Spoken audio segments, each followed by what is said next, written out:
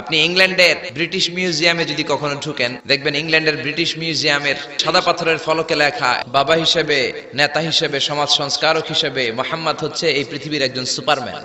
বৌদ্ধদের বর্তমান বিশ্বের সবচেয়ে বড় ধর্মীয় নেতার নাম দালাই লামা। তিনি একটা ইন্টারন্যাশনাল কনফারেন্সে বলেছেন, মুসলিম বিশ্বের সর্বশেষ নবী তিনি সাধারণ কোনো মানব নন, তিনি অবিসংবাদিত মানব হয়ে পৃথিবীতে এসেছেন। মাইকেল এইচ হার্ট একটা বই লিখেছেন, পৃথিবী কাঁপানো 100 জন মনীষীর জীবনী তিনি সেখানে এনেছেন। কিন্তু তিনি খ্রিস্টান হয়েও সর্বপ্রথমে র্যাঙ্কিং এ যাকে 1 নম্বরে রেখেছেন তিনি হচ্ছেন আমার নবী মুহাম্মদুর রাসূলুল্লাহ। মহাত্মা গান্ধীর নাম শুনছেন? ভারতের অবিসংবাদিত নেতা। তিনি ভাবলেন সব সময় মুসলমানদের একজন নবীর কথা শুনি, সবাই বলে মুহাম্মদ মুহাম্মদ, কেই মুহাম্মদ, দেখি তো তার একটা জীবনী গ্রন্থ পড়ি। তো 2 খণ্ডের একটা জীবনী গ্রন্থের প্রথম খণ্ড উনি পেলেন। উনি ভাবলেন ভূমিকাটা, বইয়ের ভূমিকাটা পড়েই রেখে দিব।